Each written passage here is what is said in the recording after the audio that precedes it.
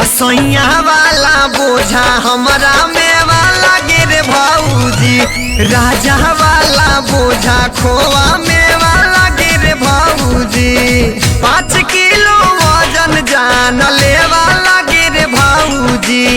5 kilo वजन जान लेवा लागे रे भौजी।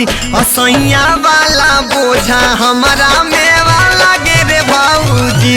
राजा वाला बोझा खोआ मेवा लागे रे भौजी।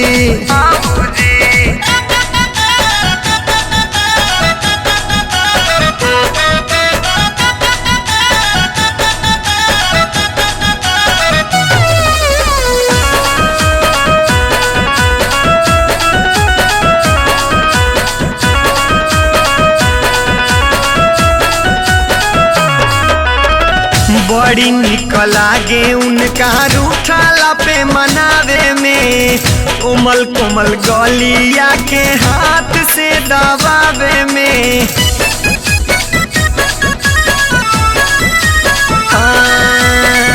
बड़ी निक लागे उनका रूठाला पे मनावे में।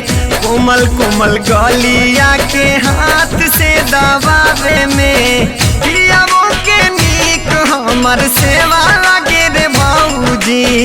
पियावो के नीक हमर सेवा लागे रे भौजी।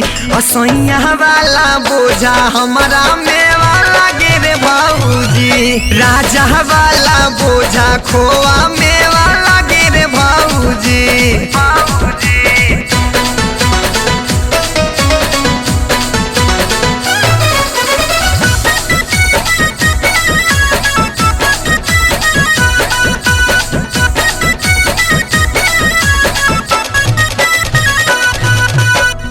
भजन उनकर लागे भौजी जैसे हवा मिठाई रे। रोज हम लीही उनका गोदी में उठाई रे।